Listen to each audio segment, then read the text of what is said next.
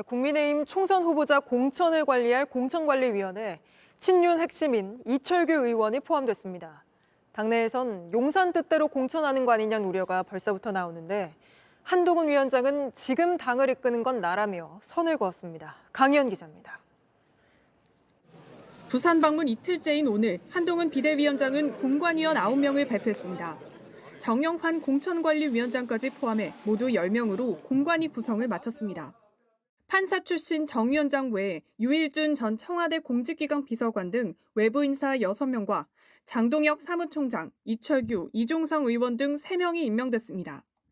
이 가운데 친윤계 핵심이자 당 인재영입 위원장인 이철규 의원이 포함된 것을 두고 공정성 논란이 일고 있습니다. 한 초선 의원은 JTBC에 결국 용산 뜻대로 공천 심사가 이뤄지는 것 아니냐는 우려가 있다고 밝혔고, 한 중진 의원은 인재 영입과 공천 심사를 동시에 맡는 건 공정성 시비가 걸릴 여지가 충분하다고 지적했습니다. 하지만 한 위원장은 이철규 의원이 인재 영입 작업을 하며 쌓아온 자료를 활용할 필요가 있다고 설명하며 윤심이 개입할 가능성에 선을 그었습니다. 지금 당을 이끌고 있는 것은 접니다. 앞으로 보시면 그런 우려들은 기우였다고 생각하실 겁니다. 한 위원장은 공관위원 불출마와 중진 용퇴 필요성에 대해선 각각 그런 규정이 없다, 몇 선 이상은 나가라고 일률적으로 말할 문제는 아니라고 답했습니다. 정영환 공관위원장과 이 의원도 윤심 작용서를 부인했습니다. 저 믿어주십시오. 그냥 쿨하게 할게요. 제프가 있어요, 우리 당에? 한편 한 위원장은 부산 현장 비대위에서 정부 여당인 점을 10분 활용해 단순 약속이 아닌 실천으로 옮기겠다며 부산 발전을 약속했습니다. 한동훈 위원장은 이번 주말 충남을 방문하는 데 이어 다음 주 인천 등 지역 일정을 이어갈 전망입니다. JTBC 강연입니다. 60년대생 이상 꿀빨러들이 청년들의 뭘 해줬는가? 신도시 맘카페에서 부동산 상승기에 기획이혼 소송이 터져나왔다. 한동훈 국민의힘 비상대책위원회 영입인재 1호인 박상수 변호사가 과거 소셜미디어에 쓴 글입니다.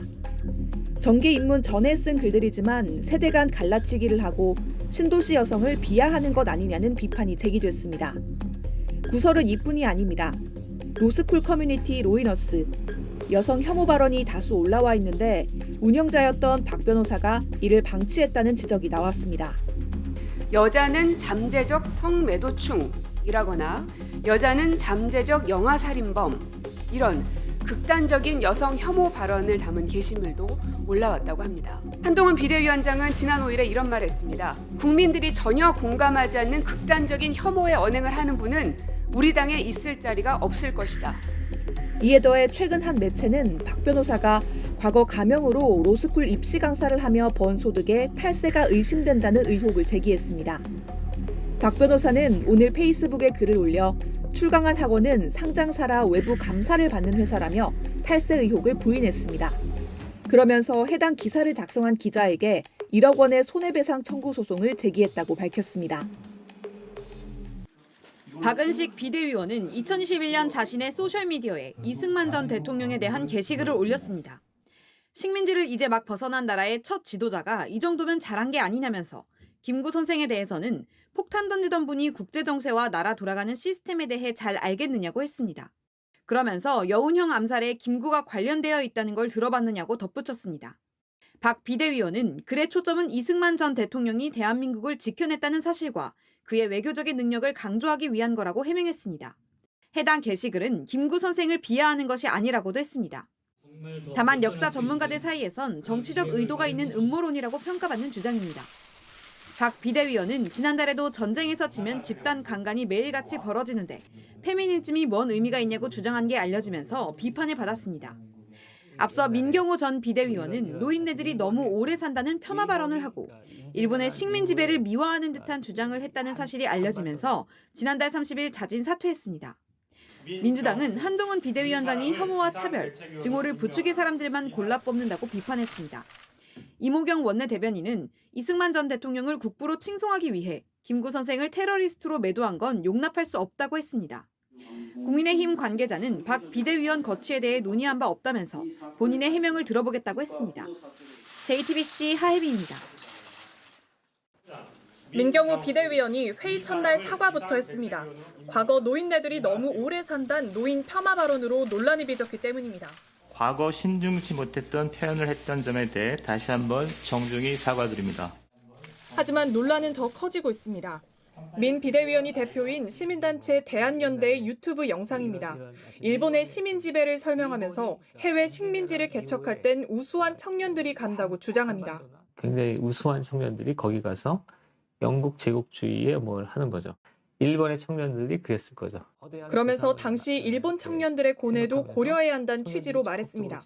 도요토미 히데요시니 일본이 그러니까 임진왜란 이후에 그러니까 한반도나 그 대륙이나 이런 것들을 경영하려는 거대한 구상을 이렇게 생각하면서 그런 고뇌와 그런 생각들도 영화를 통해서 좀 담았습니다.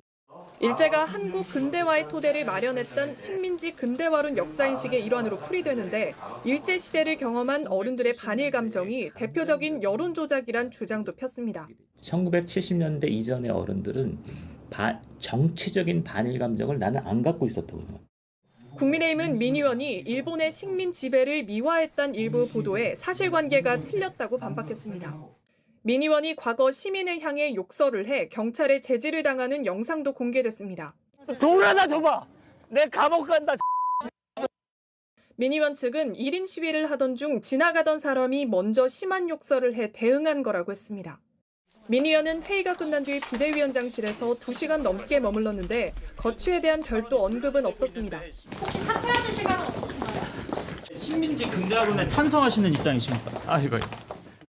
박은식 비대위원 역시 과거 자신의 소셜미디어에 전쟁에서 지면 집단 강간이 매일같이 벌어지는데 페미니즘이 무슨 의미가 있냐고 주장해 파장을 낳고 있습니다. 국민의힘은 현재로선 비대위원 사퇴는 검토하고 있지 않다고 밝혔습니다. JTBC 강연입니다.